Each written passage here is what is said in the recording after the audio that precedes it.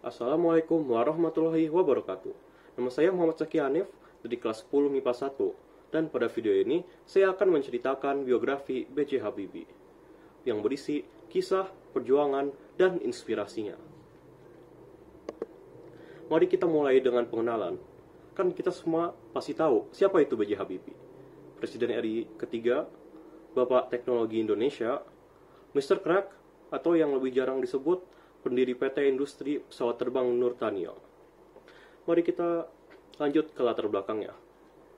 Sebelum masa kejayaan B.J. Habibie, beliau hanya seorang anak yang lahir dari pasangan Alwi Abdul Jalil Habibie dan Tuti Marini Puswodojo di Parepare pada 25 Juni 1936. Terlahir dengan nama Bacarudin Yusuf Habibie, ia adalah anak keempat dari 8 bersaudara. Ayahnya, Alwi Abdul Jalil Habibie, lahir pada 17 Agustus 1908 di Gorontalo. Ibunya, Era Tuti Marini Puswodojo, lahir di Yogyakarta pada 10 November 1911. Ibu Habibie adalah anak seorang spesialis mata di Yogyakarta, dan ayahnya merupakan pemilik sekolah. Ketika ia beranjak remaja, sang ayah meninggal pada tanggal 13 September 1950, dan tak lama kemudian, ibunya Bunda Habibie mengikutinya. B.J. Habibie meninggal dunia pada tanggal 11 September 2019 pada usia 83 tahun di Jakarta, Indonesia. Kemudian, mari kita lanjutkan ke kejadian-kejadian penting. Ke poin pertama, Habibie adalah tonggak ilmu bangsa Indonesia. Ia mengenyam pendidikan dari Bandung sampai ke Jerman. Itu dia hanya beberapa saat belajar di Bandung, kemudian dia pindah ke Jerman. Dan pada saat itu, awal pendidikannya dibiayai oleh ibunya. Karena ia berjanji kepada suaminya ketika suaminya meninggal, bahwa ia akan membiayai pendidikan anak-anaknya. Kemudian, lanjutnya kehidupan di Jerman. Di sana, ia tuh bekerja untuk membiayai pendidikan sendiri, karena ia tidak mendapatkan beasiswa. Jadi, setiap libur panas, ia bekerja dan uang tambahannya digunakan untuk membeli buku. Kemudian, peran Mr. Crack. Ya, pada zaman itu, pesawat itu belum terlalu aman. Ya, sering pada take off dan landing, sering terjadi kerusakan. Karena ada kayak fatigue.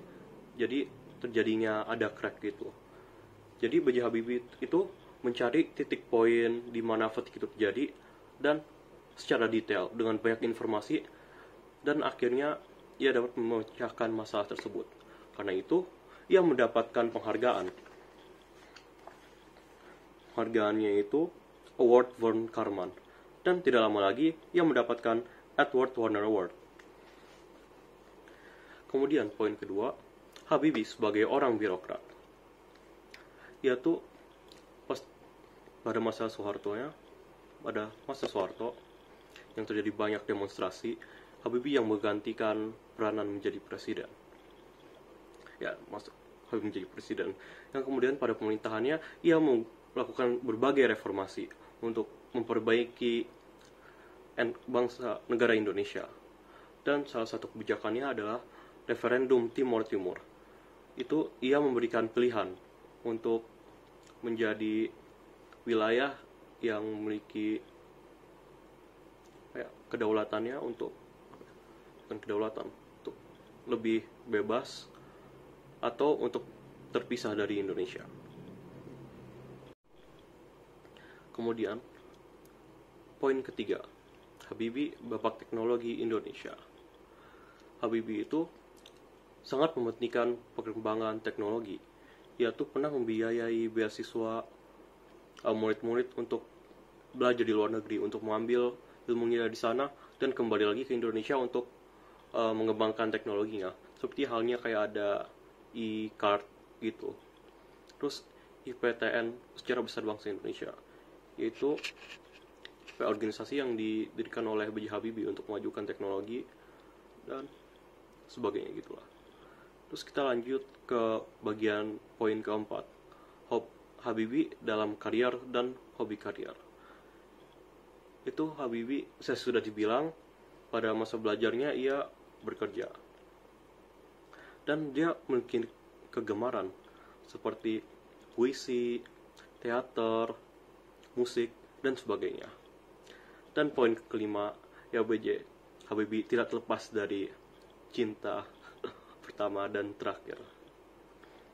Ia bertemu Ilona, gadis Jerman, dan ia akhirnya menikahi Ainun, teman lamanya di sekolah. Yang cinta mereka yang tak pernah sirna. Kemudian, hal-hal atau karakter yang dapat diteladani dari B.J. Habibie. Keteguhannya dalam belajar.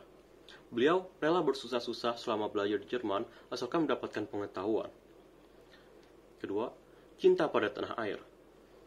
Meski dengan posisi yang nyaman, beliau kembali ke Indonesia untuk mengembangkan pendidikan dan teknologi di negeri. Ketiga, teguh pada pendirian.